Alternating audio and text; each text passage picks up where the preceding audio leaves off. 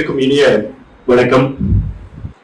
தமிழ்நாட்டினுடைய அடையாளமாக திகழக்கூடிய டிஜி வைஷ்ணவா கல்லூரியினுடைய சிறப்பான முதல்வராக பாரம்பரியமிக்க சென்னை பல்கலைக்கழகத்தினுடைய ஆட்சிக்குழு உறுப்பினராக தெரிவாகி இருக்கக்கூடிய மதிப்பிற்குரிய முதல்வர் அவர்களே, டாக்டர் சந்தோஷ் பாபு அவர்களே, எனக்கு முன்னால் உரையாற்றிய டாக்டர் மணி அவர்களே, டாக்டர் பிரகதி அவர்களே, செல்வி விபுஷா ஜெயின் அவர்களே மற்றும் இந்த நிகழ்வை ஒருங்கிணைத்து நடத்தி கொண்டிருக்கக்கூடிய பேராசிரியர் பெருமக்களே, உங்கள் அனைவருக்கும் என்னுடைய இனிய வணக்கத்தை நான் தெரிவித்துக் கொள்கிறேன். 1994 ஜனவரி 16ஆம் தேதி இதே கல்லூரி நான் நேஷனல் அவார்டு பெற்றதற்கான ஒரு பாராட்டு நிகழ்வை இதே இடத்திலே நடத்தியது.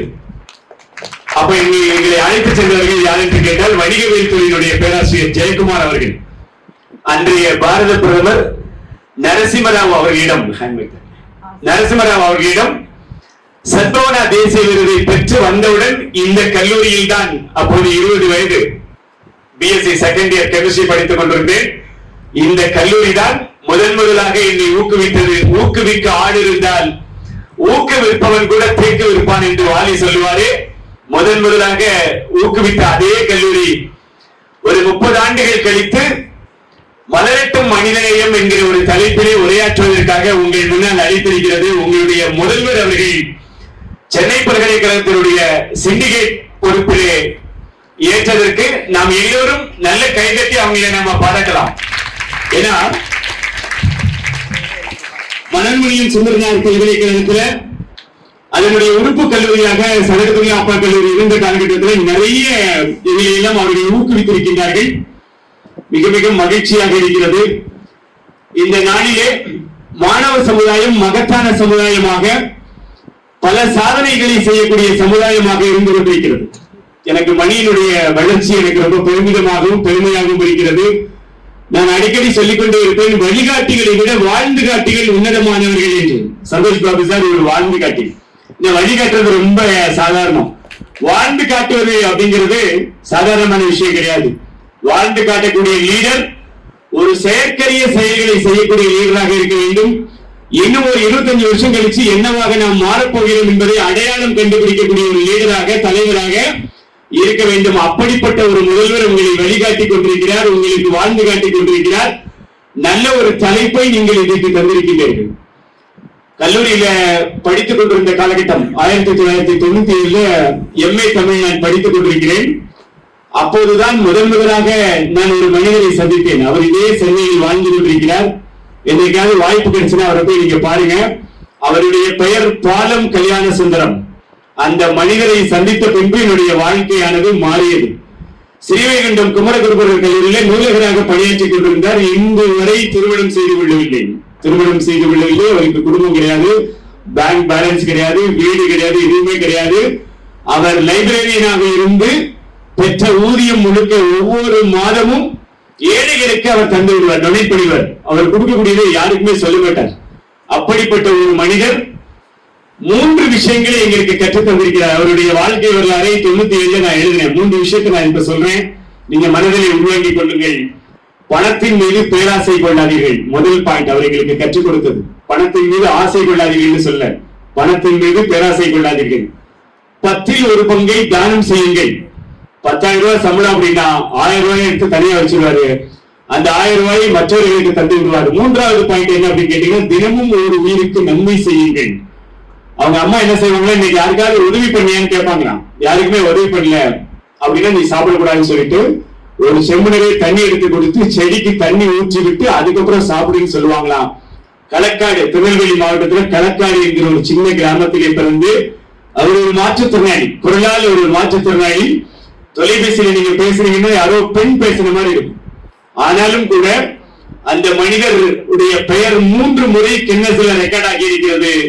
சென்னையில கஸ்தூரிபா காலனி அடையாறிலே அவர் வசித்துக் கொண்டிருக்கிறார். தான் இறந்த பின்பு தன்னுடைய உடலை புதைக்கவோ எரிக்கவோ கூடாது, எந்த சமய சடங்கும் பண்ணக்கூடாதுன்னு சொல்லி திருநெல்வேலி மருத்துவக் கல்லூரி மருத்துவமனைக்கு டொனேட் பண்ணிட்டார்.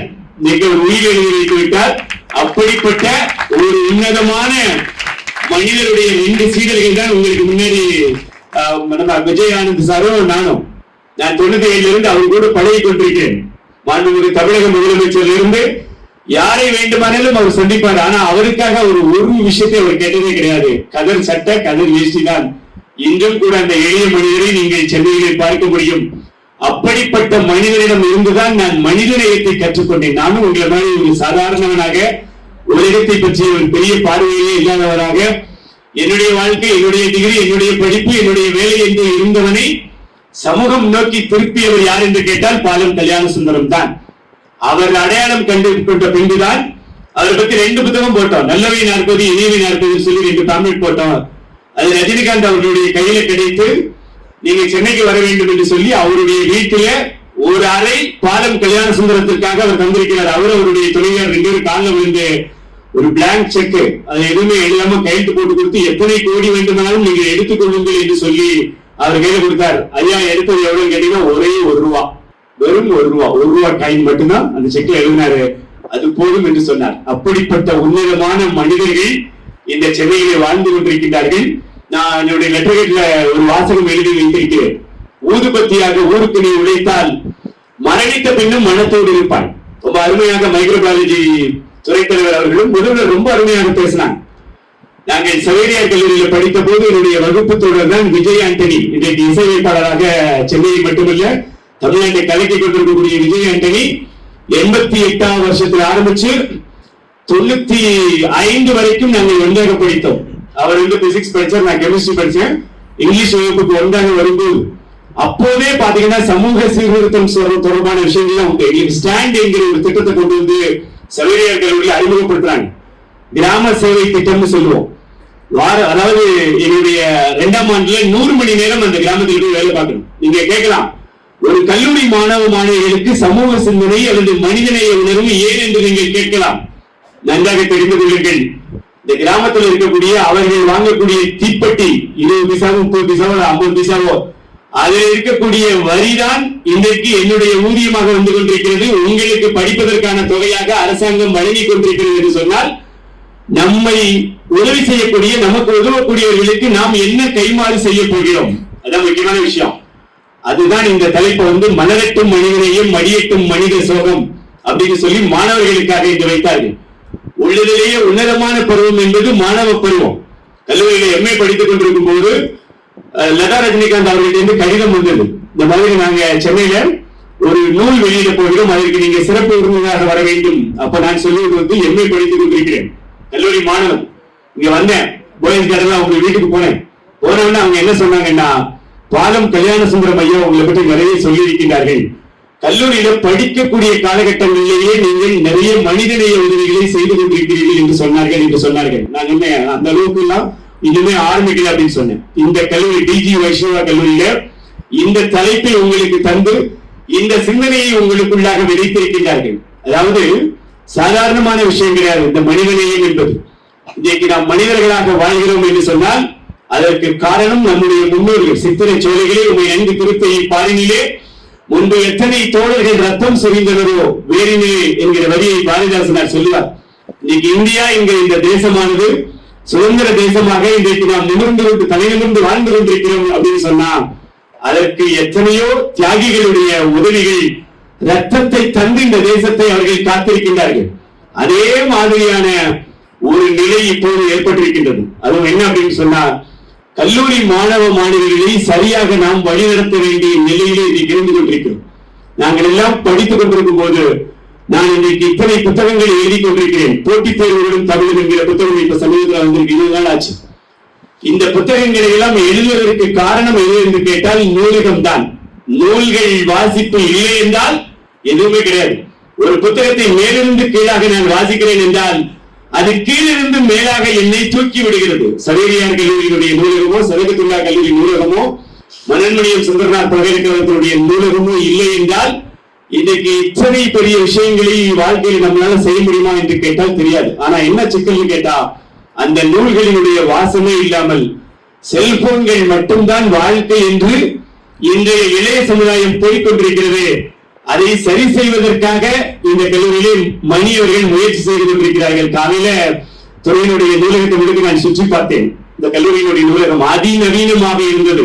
ரொம்ப ரொம்ப அருமையாக இருந்தது. அவருடைய செயல்கள் செயற்கரிய செயல்கள். நான் போய் இங்கிலீஷ் செக்ஷன் பார்த்தேன், தமிழ்ல பார்த்தேன். 1,00,000 புத்தகங்கள் இந்த கல்லூரியில் இருக்கிறது என்றால் 1,00,000 அறிஞர்கள் உங்களோடு இருக்கிறார்கள் என்பது பொருள். சாதாரணமான விஷயம் இல்லை. அந்த நூல்களை எல்லாம் நீங்கள் வாசிக்க வேண்டும் என்று நிறைய விஷயங்கள் புரிந்தார். மிட்டாய் பாட்டில் நிறைய மிட்டாய் வச்சிருந்தாரு. அவர் பாத்தீங்கன்னா பிஸ்கெட் வச்சிருந்தாரு. யார் யாரெல்லாம் மேல வர்றாங்களோ அவங்களுக்கு தான் நான் கொடுக்கிறேன்னு சொன்னாரு. உண்மையிலேயே எனக்கு ரொம்ப மகிழ்வாக இருந்தது.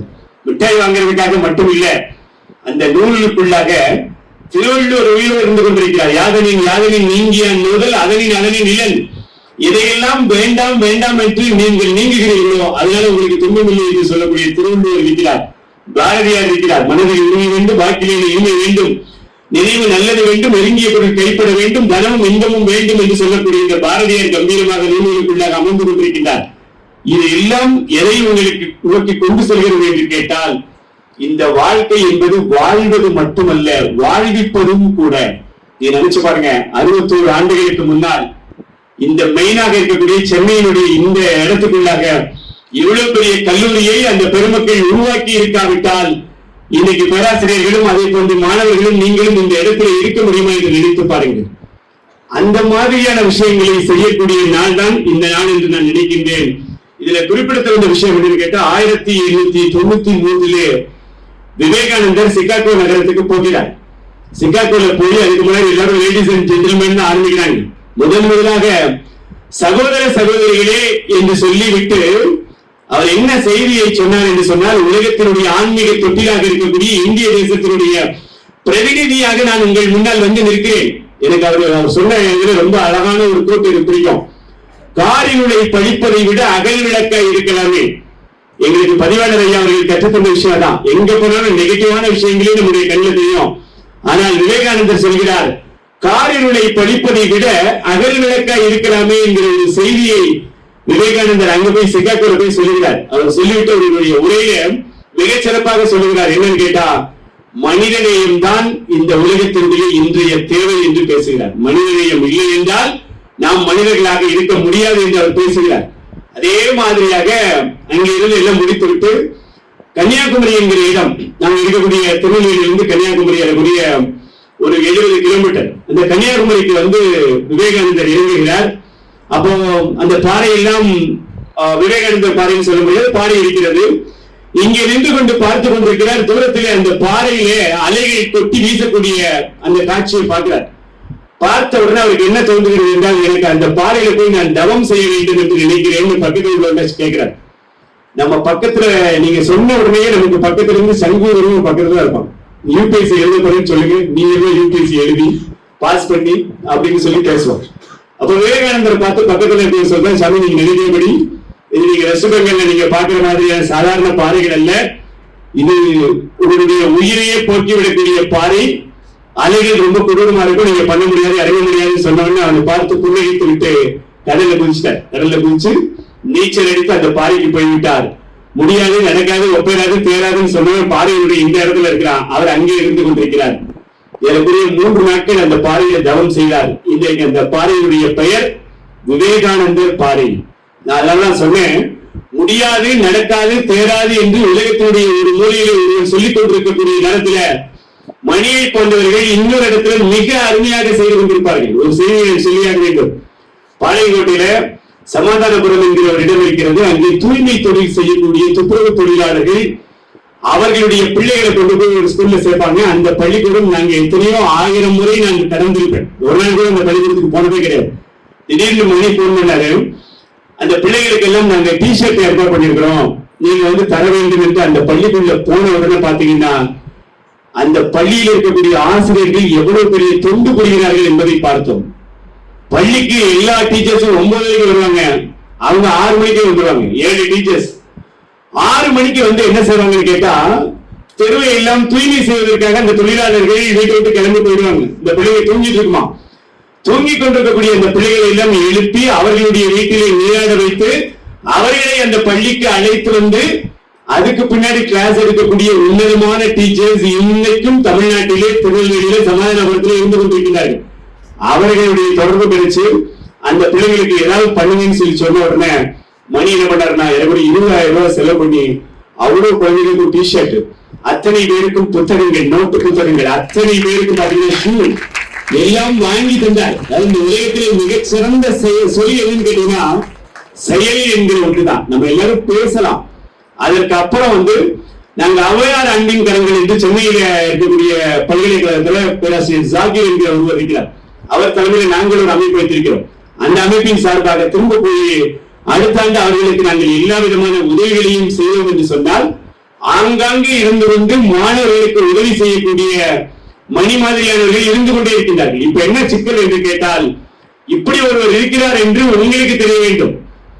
அவர்கள் என்ன செய்ய வேண்டும் என்று சொல்வதற்கான லீடர்ஸாக இன்றைக்கு ஆசிரியர்கள் மாறினார்கள் என்று சொன்னால் என்ன வேணாலும் செய்ய முடியும். உளைச்சல்ல ஒரு மிகப்பெரிய ஒரு துயரம் நடந்தது, உங்களுக்கு தெரிஞ்சிருக்கும். ஒரு பெரிய சுனாமியில பாதிக்கப்பட்டு நிறைய இடங்கள் எல்லோரும் இறந்து போனார்கள். எங்களுடைய பகுதியில் கன்னியாகுமரிக்கு பக்கத்தில் குளச்சல் என்கிற இடம். அப்போ வகுப்பு ஒவ்வொரு வகுப்பாக கையேந்தி நடந்தோம். எனக்கு 10 லட்சம் ரூபாய் பெருமானம் உள்ள உணவுப் பொருட்கள் எல்லாம் கிடைச்சது எங்களுக்கு. அதுல ஒரு மாணவன் நெல்லை மோட்டார்ஸ் டிவிஎஸ் அப்படின்னு சொல்லிட்டு திருவள்ளியில இருக்கிற பெரிய இண்டஸ்ட்ரியல், அவன் சொன்னா, சார் அத்தனை பேருக்குமான அரிசி, அதுக்கப்புறம் பாத்திரம், கரண்டி நான் வாங்கி தந்துறேன் சார் சொல்லிட்டு 3 லட்சம் ரூபாய் பெருமானம் உள்ள அந்த பொருள்களை அந்த காலகட்டத்தில் கொடுத்தா ஒரு பெரிய லாரி எடுத்துக்கொண்டு குளச்சலுக்கு போனோம். தசாவதாரம் படத்துல நீங்க பார்த்திருப்பீங்க. எல்லாரும் ஒரு குழியை தோண்டி அவ்வளவு உயிரில போட்டு அங்கே சமய நிலைமைக்க கடைசி பிரேயர் முடிப்பாங்க. அது நடந்த சம்பவம். நாங்க உள்ள நுழைகிறோம். ஒரு மனிதனுடைய கையை ஒரு நாய் இழுத்துக்கொண்டு போனது. எங்க பார்த்தாலும் மரண ஓலம். ரொம்ப கொடூரமா இருந்தது. ரொம்ப கொடூரமான அந்த இடத்துக்குள்ளாக போய் அந்த மக்களுக்கு உதவி செய்ய போகும்போது கண்ணீர் வந்துட்டு. இப்ப கடலூர் வெள்ளத்தில் பாதிக்கப்பட்ட போது கடலூரில் இருந்து ஒரு 10 லட்சம் ரூபாய் பெருமானம் உள்ள பொருட்களை எல்லாம் எடுத்துக்கொண்டு கடலூருக்கு போறோம். ரோட்ல மெயின் ரோட்ல மறிக்கிறாங்க. மறிச்ச எங்களுக்கு கொடுங்க, நாங்க எடுத்துட்டு போறோம். நாங்க நேரா போய் அண்ணாமலை பல்கலைக்கழகத்தினுடைய பேராசிரியருடைய உதவியோட கடலூருக்குள்ள போய் அங்கே சேரி பகுதிக்குள்ள போய் ஒரு 200 பேருக்கு டோக்கன் கொடுத்து இந்த லாரியை கொண்டு அங்கே நிப்பாட்டி அத்தனை பொருள்களையும் அவர்களுக்கு தந்துவிட்டு வெளியில வந்த போதுதான் நிம்மதி அடைந்தது. அதாவது இந்த உலகத்தில் நாம் செய்ய வேண்டிய விஷயங்கள் நிறைய இருக்கின்றன. பிறப்பு என்கிற புள்ளிக்கும் இறப்பு என்கிற புள்ளிக்கும் வாழ்க்கை என்கிற ஒரு சிறு புள்ளி இருந்து கொண்டிருக்கிறது. நீங்க வீட்டுல பார்க்கலாம், இறந்து போனவங்களுடைய படத்தெல்லாம் பிரேம் பண்ணி மாட்டி வச்சிருப்பாங்க. பிறப்பு 1 வருஷம், இறப்பு 1 வருஷம், இடையில ஒரு சின்ன கோடு இருக்கும். அந்த சின்ன கோடு தான் நாம் வாழக்கூடிய வாழ்க்கை. 21 வருஷமா இருக்கலாம், 51 வருஷமா இருக்கலாம், அல்லது பாலம் கல்யாண சுந்தரத்தை போல 87 ஆண்டுகளாக இருக்கலாம், அல்லது மதர் தெரேசா அவர்களை போல 87 ஆண்டுகள் இருக்கலாம். அந்த காலகட்டங்களில் நாம் வாழ்ந்தோம் என்பது முக்கியம் அல்ல, மற்றவர்களுக்கு என்ன உதவி செய்வோம் என்பது முக்கியம். நல்லது வேலை செய்து அதை நல்லவிட பொருளில் எழுதுந்தோ சொல்லடி சிவசக்தி அதை சுதந்திரம் அறிவுடன் படைத்திருப்பாய், வல்லமை தாராயோ இந்த மாநிலம் பயனுற வாழ்வதற்கு என்று சொன்னார் பாரதி. நாளைக்கு நீங்க மிகப்பெரிய இண்டஸ்ட்ரியலிஸ்டா வருவீங்க. ஐயா மாதிரியான ஒரு முதல்வராக சதீஷ் பாபு சார் மாதிரி ஒரு முதல்வராக வருவீங்க, அல்லது விசியா வருவீங்க. எங்கே இருந்தாலும் எந்த பணியை செய்தாலும் மற்றவர்களுக்காக உதவக்கூடிய எண்ணம் உங்களிடம் இருந்தது என்று சொன்னால் அதுதான் மனிதநேயம். மனிதநேயம் என்பது வேற ஒண்ணுமே இல்ல. உன் கண்ணில் நீர் வழிந்தால் என் நெஞ்சில் உதிரம் கொட்டுதடி என்று சொல்றாங்க. அதுதான் மனிதநேயம் என்பது. மற்றவர்களுக்காக வருத்தப்படக்கூடிய, மற்றவர்களுக்காக பிரேயர் பண்ணக்கூடிய, மற்றவர்களுக்காக வாழ்க்கை வாழக்கூடிய வாழ்க்கை தான் உன்னதமான வாழ்க்கை. அதாவது நம்முடைய இலக்கியங்கள் எல்லாம் அதைத்தான் சொல்லுகிறது. திருக்காலத்தி மலை என்கிற ஒரு மலை இருக்கிறது. நீங்க காளஹஸ்தின்னு சொல்லுவீங்க. அந்த காளஹஸ்திக்கு போன உடனே குடுமித்தேவர் என்கிற ஒரு லிங்கம் அங்கே இருந்து கொண்டிருக்கிறது. தினந்தோறும் தன்னுடைய வேலைகள் எல்லாம் முடித்துவிட்டு அவன் என்ன செய்வான், வேலன், அவனுடைய பேர் திண்ணப்பர், எல்லாம் அன்றைக்கு அடிச்ச மாமிசத்தெல்லாம் எடுத்துக்கொண்டு வருவான். அந்த இடத்துக்கு வந்தவுடனே காரணமே தெரியாம அவனுடைய கண்களில் இருந்து கருணை பொங்க ஆரம்பிக்கும். ஐயோ இப்படி உட்கார்ந்துருக்காரு இவரு, இந்த குடுமித்தேவர் சிவபெருமான், இவங்க யார் சாப்பாடு கொடுப்பான்னு சொல்லிட்டு ஒரு தேக்க இலையை அறுத்து அந்த தேக்க இலையில அன்றைக்கு அவன் அடிச்ச பன்றியா இருக்கலாம், அல்லது மானா இருக்கலாம், மெடவா இருக்கலாம், அதனுடைய பகுதியினுடைய மட்டனை எடுத்து மாமிசத்தை எடுத்து அவருக்கு முன்னாடி வைப்பான். இப்படியாக தினந்தோறும் போய்கொண்டே இருக்கிறது. சிவகோசரியார் என்கிற ஒருவர் வெஜிடேரியன் முறைப்படி சுவாமிக்கு அவர் நேரடியில் வந்தார். மறுநாள் காலையில் பார்க்கிறார், சுவாமிக்கு முன்னாடி மாமிசம் இருக்கிறது. யாரும் இப்படி பண்றாங்கன்னு சொல்லி கம்பு வச்சு நகைத்து விட்டு அவர் என்ன பண்றார், தூய்மை செய்து தினந்தோறும் நடத்தி கொண்டிருக்கிறார். ஒரு நாள் இரவிலே சிவபெருமான் சொல்லுகிறான், இன்றைக்கு ஒரு சம்பவம் நடக்க போகிறது, நீ பார் என்று சொன்ன உடனே திண்ணப்பன் இங்கிருந்து தன்னுடைய வேட்டையை எல்லாம் முடித்து விட்டு வந்து கொண்டிருக்கிறான். குடுமித்தேவருடைய ஒரு கண்ணிலிருந்து ரத்தம் வழிந்து கொண்டிருக்கிறது. இப்ப என்ன செய்ய போறான்? உடனே சற்றும் யோசிக்கவில்லை. அம்பலாத்திலிருந்து அம்பு எடுத்தான். அப்படி தன்னுடைய கண்ணிலே குத்தி அந்த கண்ணை எடுத்து குடுமித்தேவருடைய கண்ணிலே அப்பி விட்டான். கல்லுக்கு கல், பல்லுக்கு பல், கண்ணுக்கு கண் என்று சொல்லுவார்களே, அப்பி விட்டான். சிவகோசரியார் ஒழுங்கு நின்று பார்த்துட்டு இருக்கார். இன்னொரு கண்ணிலிருந்தும் ரத்தம் வழிகிறது. அடுத்து இப்ப என்ன செய்யப்பாரு? அடையாளம் பார்க்கறதுக்கு வழி இல்லை. தன்னுடைய செருப்பு காலை கொண்டு போய் குடிமைத்தேவருடைய லிங்கத்திலே எந்த கண்ணை பிடுங்கி வைக்க போகிறானோ அந்த இடத்தை அடையாளமாக வைத்துக் கொண்டு இன்னொரு கண்ணையும் குத்த போகும்போது அசரீரி ஒலிக்கிறது. நில்லு கண்ணப்பா என்று ஒலிக்கிறது. திண்ணப்பனாக இருந்த ஒருவன் கண்ணப்பனாக மாறியதனுடைய காரணம் என்னன்னு கேட்டீங்கன்னா அதுதான் மனித நேயம் என்று சொல்லப்படுகின்றது. அதுதான் மற்றவர்கள் மீது அன்பு வைப்பது என்று சொல்லப்படுகிறது. அதாவது அல்பேனியா நாட்டிலே ஆக்னஸ் என்று சொல்லப்படுகிற பெயரிலே 26/8/1910 பிறந்தவர்கள் தான் அன்னை தெரேசா. எல்லோரையும் போல் இப்ப நான் நடத்துற மாதிரி, மணி நடத்துற மாதிரி, பேராசிரியர்கள் பாடம் நடத்துற மாதிரி அவங்க ஒரு ஸ்கூல் டீச்சர், அவ்வளவுதான். நடத்தி கொண்டிருக்கும் போது திடீர்னு ஒரு நாள் பிரேயர் பண்ணிட்டு இருக்காங்க. மனசுல ஒரு பிளாஷ் அடிக்குது. ஒரு போட்டோ எடுக்கும் போது ஒரு பிளாஷ் அடிக்கிற மாதிரி பிளாஷ் அடிக்குது. நாம் சராசரியாக பாடம் நடத்தி கொண்டு வாழ்வதற்காக இந்த உலகத்திற்கு அனுப்பப்பட்டிருக்கிறோம் அப்படின்னு ஒரு கேள்வி வருகிறது. இல்லை, நீ இந்தியாவுக்கு செல் என்று ஒரு அசரீரி வருகிறது மனசுல. அங்கிருந்து கிளம்பி வர்றாங்க. 1950. இங்க சொந்தக்காரங்க யாருமே கிடையாது. இங்கே வந்து தன்னுடைய சர்வீஸ் ஆரம்பிக்கிறாங்க. முதல்ல அவங்க வாங்கின ஒரு பொருள் இருக்கு கேட்டீங்கன்னா ட்ரைசைக்கிள், 3 சக்கர வண்டி.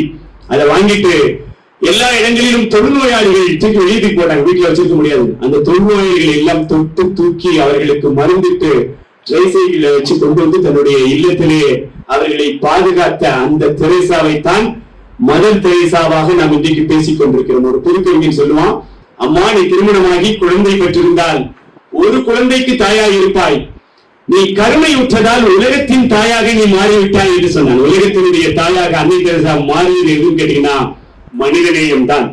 அந்த மனிதநேயம் நம்மிடம் இருந்து கொண்டிருக்கக்கூடிய அந்த நிமிடங்களில் நாம் இன்றைக்கு பேசிக் கொண்டிருக்கிறோம். சார் சொன்னாங்க, ரொம்ப அருமையாக சொன்னாங்க. இன்னைக்கு ரத்த தானங்கள் தரக்கூடியதெல்லாம் பத்தி சொன்னாங்க. தமிழகத்தினுடைய முன்னோடி கல்லூரியாக டிஜி வைஷ்ணவா காலேஜ் திகழ்ந்து கொண்டிருக்கிறது அப்படின்னு சொன்னா அதற்கு காரணமாக இருக்கக்கூடியவர்கள் நீங்கள். இன்னும் அதிகமாக நீங்கள் உதவி செய்ய வேண்டும். சேரிகளுக்கு போங்க, அங்க இருக்கக்கூடிய பிள்ளைகளுக்கு கல்வி கற்றுத்தாருங்கள், ரத்த தானம் கொடுங்க. எல்லாம் செய்ய வேண்டிய கடமை நமக்கு இருக்கிறது. என்ன காரணம் சொன்னா நம்மை படிக்க வைப்பதிலே அவர்களுடைய வரிப்பணமும் உண்டு.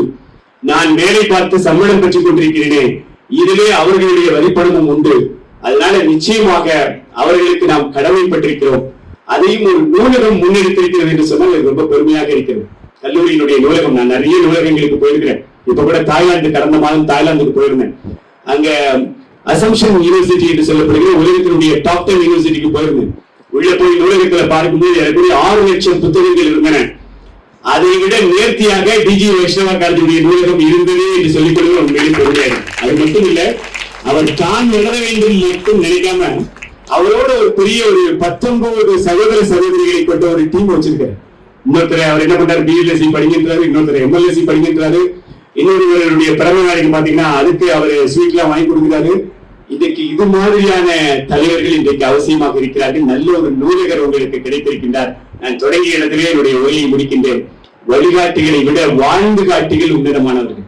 பாலம் கல்யாண சுந்தரம் வாழ்ந்து காட்டி, மகாத்மா காந்தி வாழ்கினே எம்மான் வையத்து நாட்டிலெல்லாம் தாழ்வுற்று வறுமை மிஞ்சி விடுதலை தவறி கேட்டு பாழ்பட்டு நின்றதாம் ஒரு பாரத தேசம் தன்னை வாழ்விக்க வந்து காந்தி மகாத்மா நீ வாழ்க என்று பாரதி சொன்னனே, அந்த மகாத்மா ஒரு வாழ்ந்து காட்டி, விவேகானந்தர் ஒரு வாழ்ந்து காட்டி, அன்னை தெரேசா ஒரு வாழ்ந்து காட்டி, பேராசிரியர் சந்தோஷ் பாபு அவர்கள் ஒரு வாழ்ந்து காட்டி, மணி அவர்கள் வாழ்ந்து காட்டி.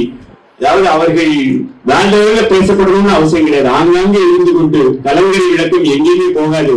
ஆனால் தான் இருக்கிற இடத்திலிருந்து ஒளி வீசி, இதுதான் ஒளி என்று தன்னை எல்லா கப்பல்களையும் தன்னோக்கி இழுக்குமே, அது மாதிரியான கலங்கரை விளக்கங்கள் இங்கே இருக்கிறார்கள். உங்களுக்கு ஆசிரியர்களாக இருக்கிறார்கள்.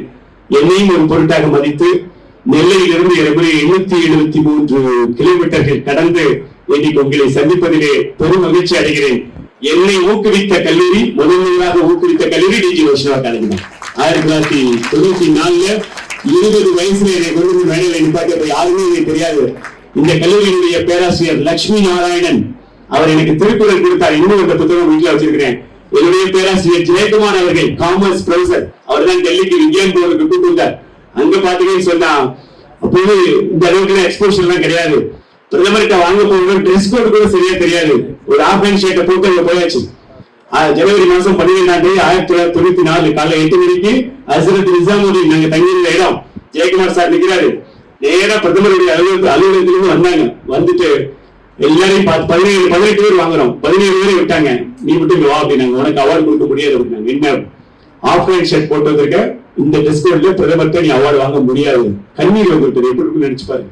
அந்த நேரத்துல என்னோடு வந்த, அதாவது நாங்க 18 லாங்குவேஜ்ல வாங்குறோம் இல்லையா, பீகார்ல இருந்து வந்த ஒரு மாணவர் சிவபிரசாத் என்கிற மாணவர், அவருக்கும் எனக்கும் எந்த சொந்தக்காரன் கிடையாது, சொக்காரன் கிடையாது, எதுவுமே கிடையாது. அந்த நிலையை பார்த்து விட்டு உடனடியாக அறைக்குள்ள போய் அவர் வச்சிருந்த ஒரு ப்ளூ கலர் ஷர்ட், அது அந்த நிலையாகத்தான் இன்றைக்கு நான் இதே கலர்ல போட்டு வந்தேன். ப்ளூ கலர் ஷர்ட்டை கொண்டு வந்து எனக்கு போட்டு உள்ளே அழைத்து போய் பிள்ளையர் ஷர்ட்டை போட்டு விட்டு இன்பனை விட்டு கொண்டு வந்து அந்த இடத்துல நிறுத்தினார். நேஷனல் அவார்டு வாங்கும் போது நான் போட்டிருந்த சட்டை என்னுடைய சட்டை கிடையாது, படையப்பா மாதிரி. அது யாருடைய சட்டை என்று சொன்னால் என்னுடைய உறவினர், என்னுடைய நண்பன் இந்தியனாக இருக்கக்கூடிய பீகாரில் இருக்கக்கூடிய சிவபிரசாத்துடைய அந்த சட்டை தான். இதுதான் இந்த நாட்டினுடைய மகோன்னதமான விஷயம்.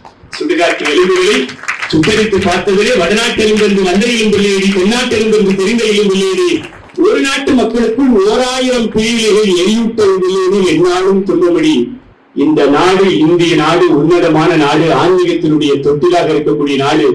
ஒருவனுடைய கண்களிலே கண்ணீர் வழிந்ததை இன்னொருவன் கண்டால் அதை அவன் விரும்ப மாட்டான் என்று நான் உணர்ந்திருந்த ஒரு நாள் தான் அந்த நாள். அதே சட்டையோடு நான் இந்த கல்லூரிக்கு வந்தேன். வந்து 94 பேராசிரியர் லட்சுமி நாராயணன் அவர்கள் திருக்குறள் கொடுத்தாரு. ஜெயக்குமார் அவர்கள் ஆனந்தவுடன் என்னை அழைச்சிட்டு போனார். முதல்ல மீடியாவை கொண்டு போய் என்ன பேட்டி கொடுக்க வச்சு வளர்த்து விட்டது இந்த கல்லூரியினுடைய உன்னதமான பேராசிரியர்கள். நான் என்றைக்கும் மறக்கவே மாட்டேன். அதே கல்லூரிக்கு 30 ஆண்டுகள் கழித்து 31 ஆண்டுகள் கழித்து மீண்டும் என்னை அழைத்து உங்களிடம் பேசுவதற்கான வாய்ப்பை தந்த முதல்வர் அவர்களுக்கும் பேராசிரியர் மணி அவர்களுக்கும் மற்றும் இங்கே எனக்கு முன்பாக உரையாற்றிய அத்தனை பேராசிரியர் பெருமக்களுக்கும் வணக்கத்தை தெரிவித்து, மலரட்டும் மனிதநேயம், மடியட்டும் மனித சோகம் என்று சொல்லி விடைபெறுகிறேன். நன்றி, வணக்கம்.